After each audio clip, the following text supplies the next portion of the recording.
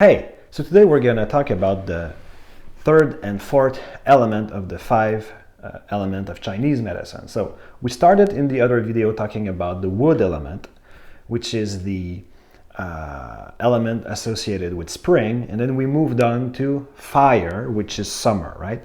And the first thing we talked together is the way one image to keep in your mind is in the middle is the earth element.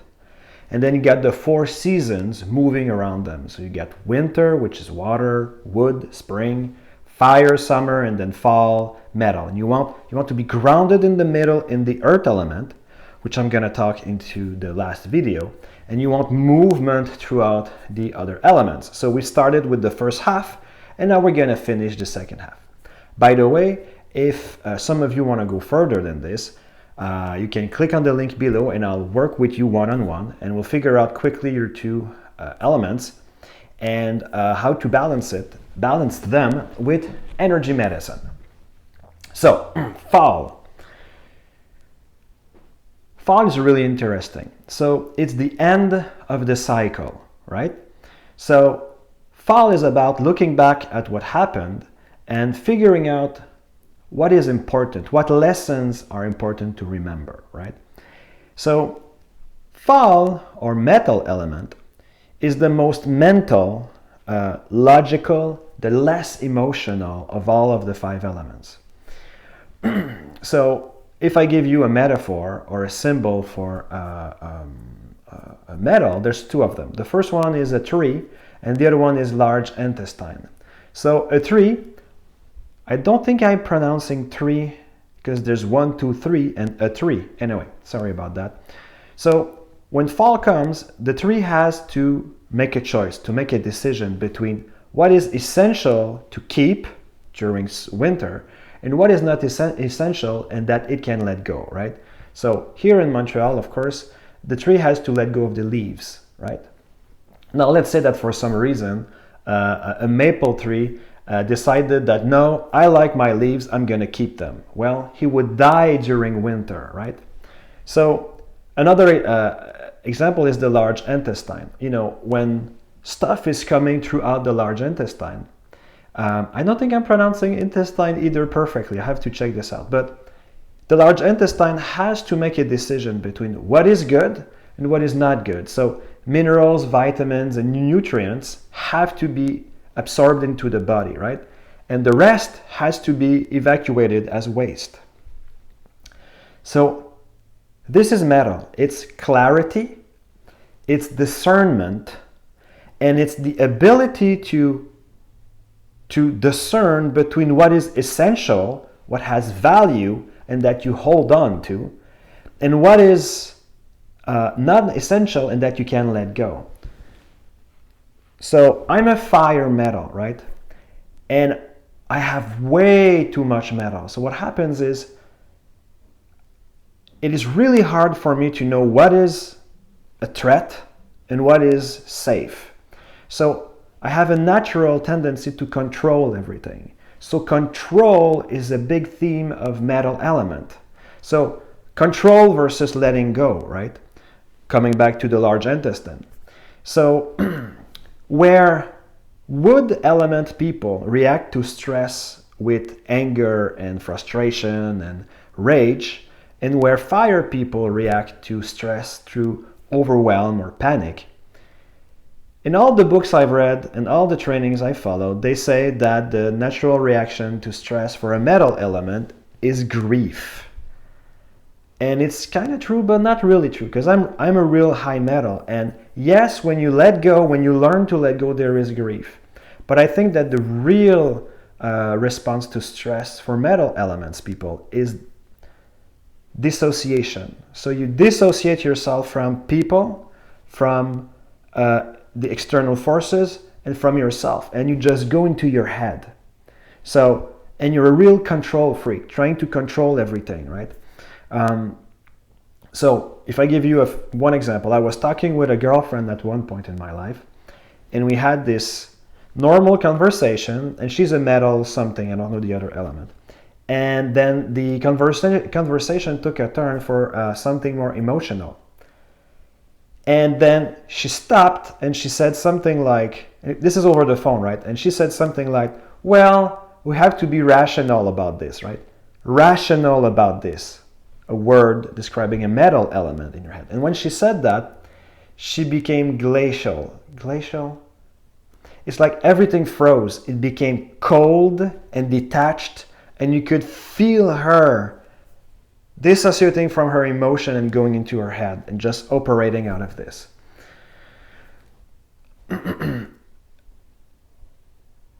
So, metal is not about having protocols and controlling for the fun of it. It's about clarity and having results. So, let's say, for example, that you do a session with me and you have headaches, right? We don't want to spend 1 billion hours on that. We want clarity, right? So, what's the energetic cause of your headache? Let's fix this and give you results. So that to me is metal. It's getting results, having clarity. So we're always looking for value, right? Value in anything and everything. But one of the problem arises when we're confused about value, because then there's two things that might happen. Either we're always aiming for perfection, right? So it's either perfect or it's worthless. So for example, I'm perfect or I'm worthless. You're looking for the perfect job or you're not taking it. You're looking for the perfect relationship or it's not good enough, right? Or it has to be perfect or you're not going to take action, right? So that can be a problem. So in summary, and last thing, you've heard of hoarders, right? People who accumulate things it can become a disease. I saw one guy who was keeping his poo-poo in bottles. So unable to letting go and accumulating things, either psychically or physically, can be somebody who has a problem with the metal element. Now, so that's metal. Then we move to water element. So from fall, we go into winter. Now, winter, I'm talking to you about these elements like they're separated, right? But the real exciting part is when you begin to think of their relationships. And when you know your two elements, I hope this video helps. If you want me to help you directly find your two elements, you can click on the link below. But once I know that I'm fire metal, that's interesting. I have way too much fire, way too much metal. I have a little bit of wood. I have almost no earth element, but I have no water. That's an exaggeration. We all have the 5 elements, but the water element is one of my biggest challenges in my life. That's where it's interesting. Yes, you can know that if you have too much fire, you can worry for no reason and you might be addicted to high things. But it's also knowing the elements that you lack that makes things fascinating. So in winter, if you think about it, everything is cold. Everything seems to be absent, like there's nothing, no life, right? Or like a lake, right? If you look at the surface of a lake, it is as if there is nothing there. But underneath, there's either life, like fishes that you don't see, or in winter, you have potential. So you either have like insects who are sleeping, or eggs or seeds that will sprout in spring. So the stress response, the stress response of water element people is fear. So wood is anger, fire is panic or overwhelm, metal is dissociation or grief, and water is fear. So for years to me it did not make any sense. If fire and water are opposites, how, when you hear fear and panic, aren't they the same thing? And I thought about it, and absolutely not. So when you're panicked, it's a high energy feeling, right? You're overwhelmed. It's like a burst of flames. Everything goes up, and it's some kind of arousal, right? You're gonna panic, something horrible is gonna happen, right? Fear is different. Fear is in your stomach, and it freezes you, and it's very like sharp, pointed, and it's like a collapse of your energy, and you don't want to move, right? So fear is not the same thing as panic. So water element people are my opposite, and I'm just mystified by these people. So water elements are slower. They are deep thinker and deep people. Just like if you look at a lake, they look like nothing because they're not very expressive. But when you talk to them, it's like discovering a whole other world. Water people like to be alone and read a book. Water people need to go into the forest or some kind of nature as often as possible. Water people will not like to be the center of attention and talk to many people. Fire elements, like I am, we can be superficial and we want the attention. We like to be the center of attention. Water people, they don't like that. So if there's a group of people, the water person will listen. By the way, water people have a great ability to absorb things. But they would rather have one-on-one conversation or a conversation through writing. They would rather write than to chat, than to talk.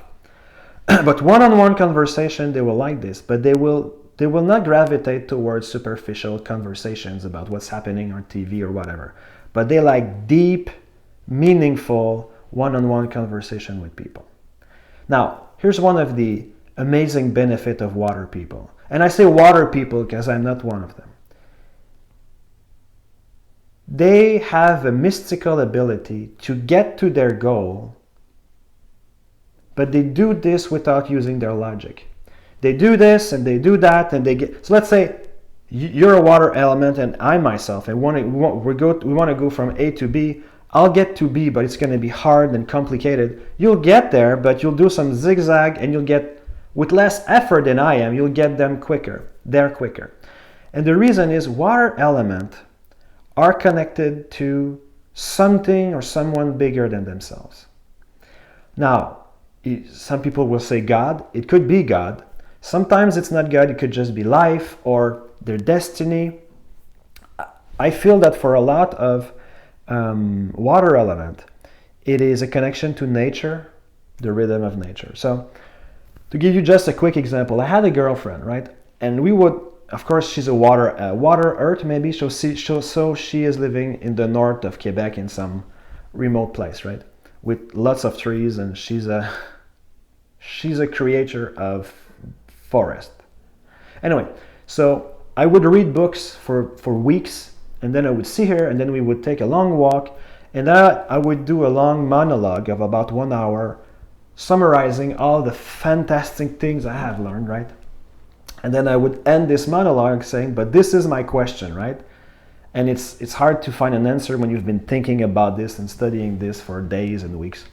And she would just look at me and she would say, oh, what you're looking for is da-da-da. And then I'd go and my jaw would hit the floor and I would get angry. And how did you come up with this? Right? I've been thinking about this and studying this, and for her it's like, oh, the sun is up today.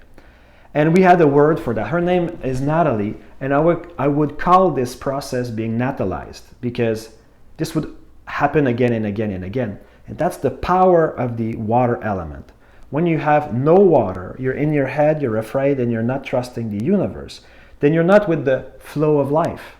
Water element people, they're slower, but they're connected to the rhythm of life.